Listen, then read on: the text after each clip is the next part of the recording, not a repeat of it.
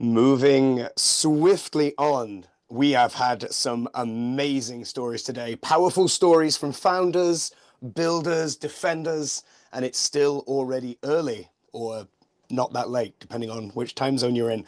All right, let's switch it up and talk data. Let's zoom back out a little bit. And when you look across hundreds of teams and stacks and organizations, what you get is insights. You start building patterns, proofs. In this next session, we're going to dive into what the data tells us straight from over 650 security practitioners working in the cloud, on the ground, every day. And here to walk us through what's working, what's still frustrating, are two people that know the space inside and out. And I better get these intros correct because they're my colleagues. Introducing Rajiv Taori, our there we go. I knew it was going to go wrong. Chief Operating Officer here at Prowler, who spent his career with platforms making complex things feel simple and actionable. And Laura Frezen, our Chief Marketing Officer, who's been talking to users, collecting this data, these stories, and connecting the dots across teams and trends. Together, they're going to share with you what they've learned and what the teams are telling them about open cloud security and how it's helping reduce breaches, lower costs, and boost visibility. So, with that said, I would love for you to all to put a virtual conference round of applause together and shout on the chat for Laura and Rajiv. Guys and girls, take it away. Thank you, Matt. That was an amazing intro. Appreciate that. Appreciate that a lot. As he said, we ran a survey to assess the state of cloud security, and we're happy to report that open wins. We'll give you a lot more details on that in the course of this presentation as to why, what people are looking for, what they're doing about it, and how they want to approach it. That's really leading to this conclusion that we're sharing with you. So excited to share that with you with Laura. Before we get started, I'd like you to just give a quick background on both myself and Laura here. As Matt mentioned, I'm the COO at Prowler. I worked in open source and cybersecurity at AWS and at Sentinel-1 in this space. And I'm passionate about bringing those two threads together, building transparent, community-driven solutions for cybersecurity, for you. And Laura? Hello, welcome. Thank you for the warm welcome, Matt and Rajiv. I am the CMO here at Prowler, and in the past, I have been the first marketing hire building out GTM functions at Circle CI and Tailscale. So I'm a storyteller at heart. I love building meaningful communities, and what I'm really excited about is changing the status quo in security. And I live in Portland, Oregon. Terrific. So before we dive into the survey itself, let's take a moment to kind of like reflect on the methodology and how we got here. So what we really wanted to do was to get feedback from people on the front lines, the practitioners, the users who are actually using it. So we surveyed security engineers, analysts, DevOps, architects, and CISOs for this report, all working full time, all in organizations that are invested in the cloud infrastructure. So these are the people that are doing the work, carrying the risk, and fixing what breaks. Laura? Yep. And we made sure that these numbers could stand up to scrutiny. So the survey was conducted over 10 days in March of 2025 with 655 qualified respondents across the US. So statistically, we're looking at a 95% confidence level with a plus or four minus margin of error. So these aren't gut feels. This is what cloud security really looks like, as told by the people managing it every day. Fantastic. One of the first things to keep in mind is what we found is like this is truly a moment of inflection. For years, security conversations have centered around one provider, one dashboard, or one framework. But that's no longer true for the teams that in the world that we're living in today. The data tells us that over 64% of organizations are now hybrid, and more than half are multi-cloud. That's just not complexity for the sake of complexity. That's actually a deliberate strategy from what we learn. It's how organizations build resilience, they avoid lock in, and align with their business needs. Yep. And that shift fundamentally changes the threat model.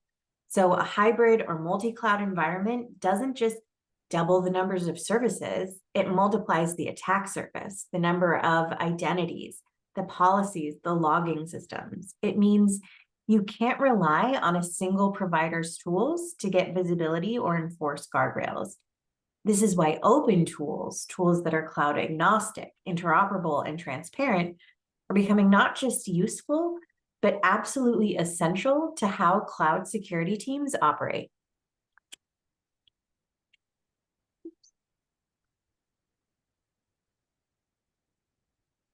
And this is where things start to get more nuanced. So 96% of respondents told us they feel confident managing cloud security, but confidence isn't coverage. And in many cases, it's not even visibility, it's comfort with dashboards and dashboards that show the parts of your environment your tools are actually watching, which for most teams isn't everything. And that's the core challenge. It's easy to feel secure when tools only show you green checks, but those green checks are often scoped to what's convenient or affordable to monitor. When 71% say their tools don't cover the full environment, that's just not a gap, that's actually an architectural risk. And when 68% say it's too expensive to operationalize their tooling, you're looking at a deeper issue. The cost of security is frankly outpacing the budget for it. So that's just not a product problem, that's actually a structural problem. So the question becomes, are we confident because we're covered or because we stopped looking? Open cloud security tools are no longer just for early adopters or side projects. They've become core to how modern security teams operate. 88% adoption is massive. And it's not just about usage, it's about outcomes. When 86% say open tools helped reduce breaches and 83% say they improved collaboration, that tells you something important, that these tools are working and they're working across teams. Yeah, what we're seeing here is a shift in the mindset. Open is not just a licensing model, it's a way of working. It's about shared context, shared responsibility, and the ability to inspect, extend, and even adapt your tooling in real times. Teams aren't waiting for a vendor to update or stuck in a or have some feature request be stuck in some queue. They're contributing, they're fixing, they're forking, they're improving, and that's what builds resilience, trust in the tools, in the processes, and in each other. This is really interesting. When we asked respondents to name the tools that had the biggest impact on their security posture, the top three were cloud native. It was Azure Security Center, Google's Cloud Security Command Center, and AWS Security Hub. And that's not surprising. They're easy to turn on. They're already in the environment, but they only show you what that one cloud wants to show you. I agree with you. I think this was one of the more surprising findings from a survey, Laura. This really is the paradox of convenience. These tools offer visibility, but only in one direction. They give you a lens into a single cloud and no further. So what looks like coverage is actually like a closed loop. And when you're operating across multiple clouds, that becomes a serious architectural blind spot. It's a silo problem, right? And these tools are siloed by design because they were built to reinforce their ecosystem. And as more organizations go multi-cloud or hybrid, these tools become less of a full solution and more of a patchwork. And it gets more complicated when vendors cross boundaries. With Viz recently being acquired by Google, you're now talking about one cloud provider having the keys to scan your infrastructure, including your competitors. That's a major shift. It might solve some technical problems, but it raises new questions about neutrality, trust, and long term strategy. One of the additional things that we found was that time is the most important and constrained resource in security teams. It's the reason for convenience they choose the tools that which they saw on the previous slide. And when automation, what the teams are really looking for is automation as a way to free up their time. And in our survey, teams found that automation frees up about 19 hours a week. That's not just efficiency, it's actually breathing rooms that the teams need to tackle strategic projects, do threat hunting, and for innovation. It's about turning reactive teams into productive leaders. In cloud security, where environments shift daily and misconfigurations can happen in minutes, automation is the only sustainable way to stay ahead. Open source tools make this even more powerful. They allow teams to tailor automation to their environment and to scale it with transparency. But there's a catch. There's always a catch. Only 31% of teams have fully embraced automation. That's not just a statistic, it highlights a critical gap. With 85% of organizations saying they still rely on manual processes, now actively planning to automate, we're looking at an imminent shift. Automation isn't just a future trend, it's essential today. And it's rapidly becoming table stakes for effective security. And open source gives us the building blocks to automate without vendor lock-in while enabling collaboration across teams. The next wave of security transformation, it will be open, automated, and cloud native by default. Tooling. We are not short on tools. We know that. We are short on connection. 99% of teams report using advanced security tools, but 60% say integration is difficult and 58% say internal skills gaps. So this just isn't a too many tooling problem, it's a fragmentation problem. So the more tools you layer on without cohesion, it gets harder to get a reliable picture of your environment. It becomes harder to respond quickly when it matters. So integration isn't just a technical task, it's the difference between insight and noise. That's right, Laura. That's exactly why open APIs, interoperability, and composability matter more than any single feature on a checklist. If your security tools can't speak the language to the rest of your stack, they slow teams down instead of helping them move faster and more securely.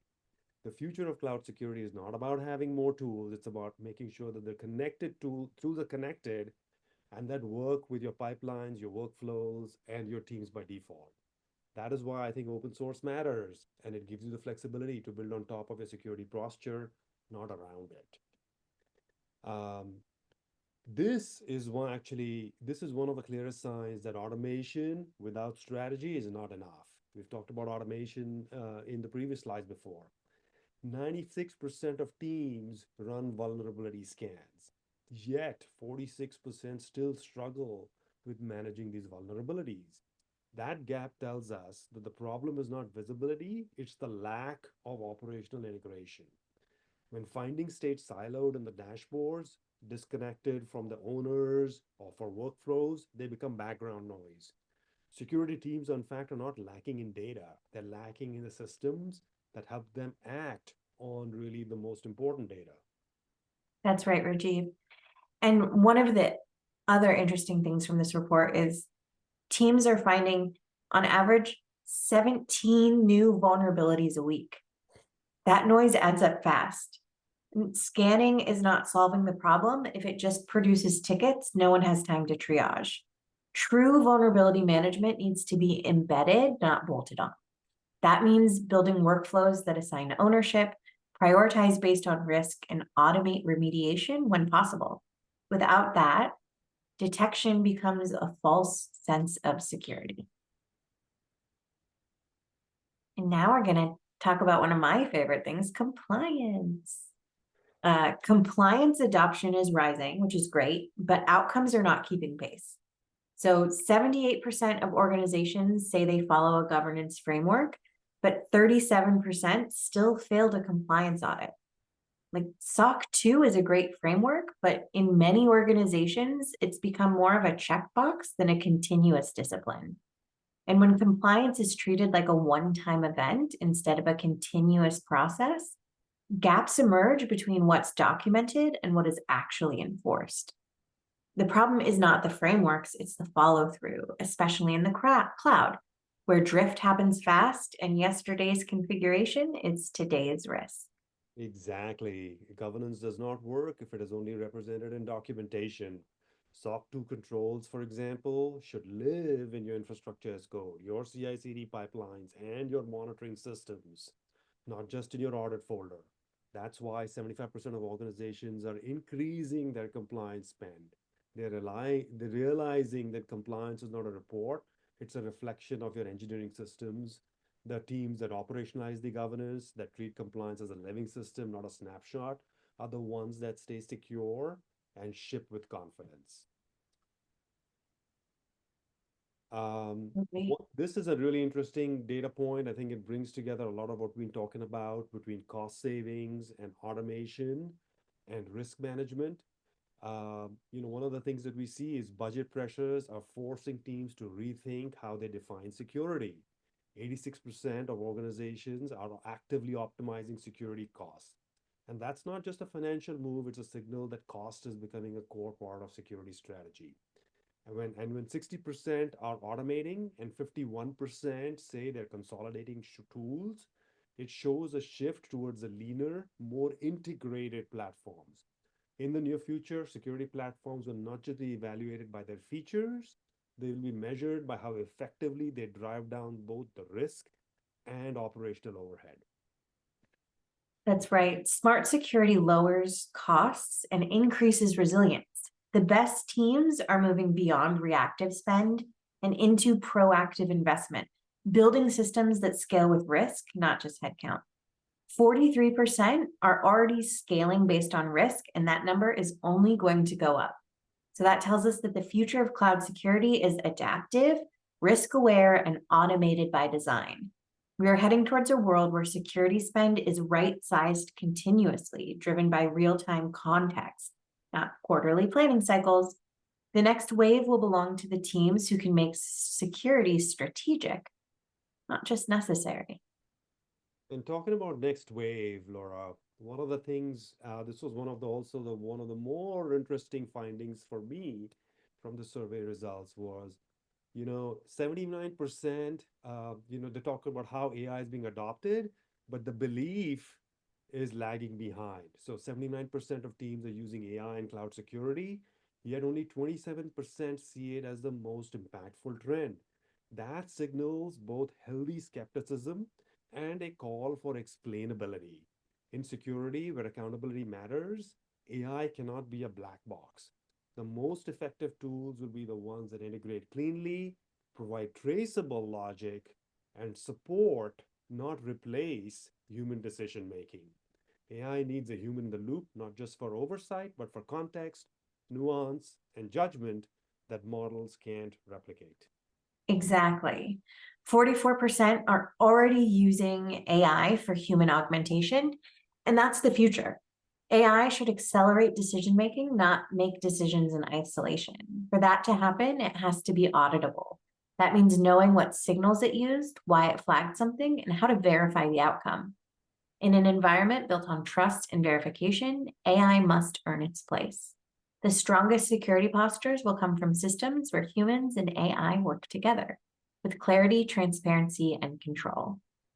And as we move to our last slide, Rajiv, for your last section, if you could talk a little louder, it sounds like some folks in the chat are having issues hearing, but I'm going to give the final talk and then pass it over to you to close it out.